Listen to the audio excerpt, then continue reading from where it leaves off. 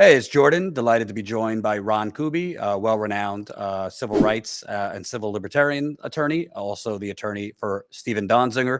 Stephen Donziger is a human rights attorney who, as we've spoken about before, in my view, has been railroaded by Chevron and sympathetic, connected judges, prosecutors to Chevron. If you don't know the story, Stephen Donziger and his team won a historic settlement against Chevron, upwards of $9.5 billion. Chevron was forced to pay. Instead of paying that settlement for poisoning the Amazon in Ecuador, Chevron instead has went on several million dollar campaign against the lawyer who won the settlement against them. So, Ron, the reason I'm interviewing on a Saturday is Stephen was released from federal prison several weeks ago to serve the rest of his 6-month sentence under house arrest. In totality, between house arrest and federal prison, he has been under detainment now for well over 900 days. And he even recently had his ankle monitor removed under house arrest. But several days ago, unexpectedly, he was removed from his home and forced to a halfway house. Can you tell me what happened several days ago? Last Thursday, Stephen got a call at 7:30 in the morning from the halfway house saying, report to the halfway house and bring clothes. So what is happening here? It's not a command you can resist, and they did not provide any reason. But you still have to do what they say, ultimately, because if you don't, they can send you right back to federal prison. The indication of bringing clothes meant that he was not going to be immediately sent back to a federal prison because they provide clothing for you there. Very nice that way. But when he reported to the halfway house, he was told he was confined there for an indeterminate period of time. Now, remember, most people in halfway houses are people who are serving the last 6 months of usually a very long sentence. People serving 30 years, they eventually transition down to more to lesser secure facilities. Ultimately, they spend the last 6 months in a halfway house. They can come and go. They go outside, get air. They can go to work and the like. They just have to report back. Stephen was and is being held in lockdown at the halfway house. He cannot leave. He cannot go for a stroll. He doesn't have any of the privileges that other people in the halfway house have right now. So what happened? Apparently, the day before, he had his ankle monitor removed. The ankle monitor electronic system reported that while he was still in his building, he was at a lower floor in the building than his apartment unit. And that triggered an alert. And because these things are not just sensitive to location, they're sensitive to height. So in theory, if you go down to get your mail, you're in violation. And it triggered an alert. And then at some level at the Bureau of Prisons, we don't know what it was, it triggered an incident report.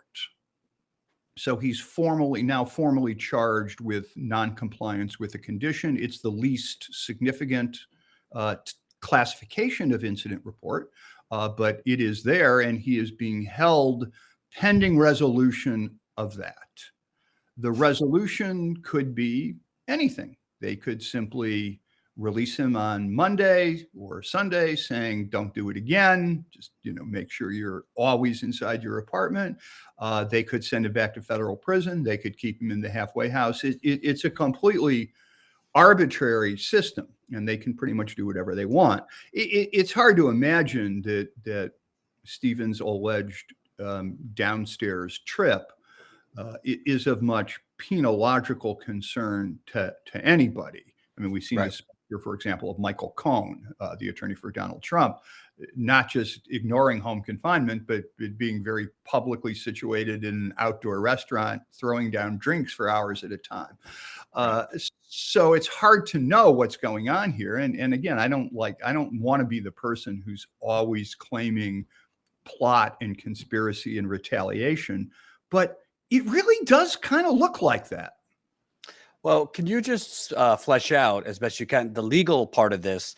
Is it the federal prison gets an alert from the monitor that he's at a lower height, and then the judge in the case ordered him to the halfway house? How does this work? Who orders him to the halfway house? This is all done through the executive branch, through the Bureau of Prisons. Okay. The head of the executive branch is a guy who appears periodically on television, a guy named Joe Biden, and he is the ultimate decider.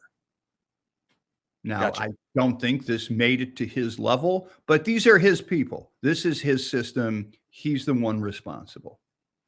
And I would assume, based on all the, I would say, unusually harsh treatment of Mr. Donziger over the last several years, that if this were a different person under house arrest, that they might have seen that he was not in his actual apartment, but maybe at a lower height, getting the mail, walking through the building to stretch his legs, that they might not have thrust him out of his home to a halfway house? Nope, they wouldn't have. I mean, this would have been, especially since he's been fully compliant in every respect.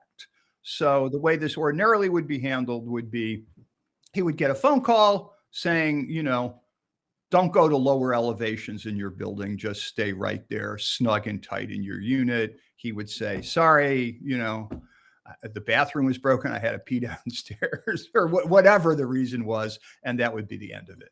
But as with all things Donziger, there is nothing normal about anything in this case. Well, obviously, I know you're a lawyer, so you're going to go based on facts, but I will interject some other things. It seems like interesting timing that, Stephen was posting understandably gleeful and happy images of him having his ankle bracelet removed. Yeah. Obviously, there's certain corporations that have been persecuting Stephen that might not like those kind of images, and that, he only spent a short period of time in federal prison. Yeah. Not that, it was still several weeks he was in federal prison, but it just seems like interesting timing that he posts the image of, hey, I finally have freedom from this ankle bracelet. There's an outpouring of support and excitement that he has removed this ankle bracelet.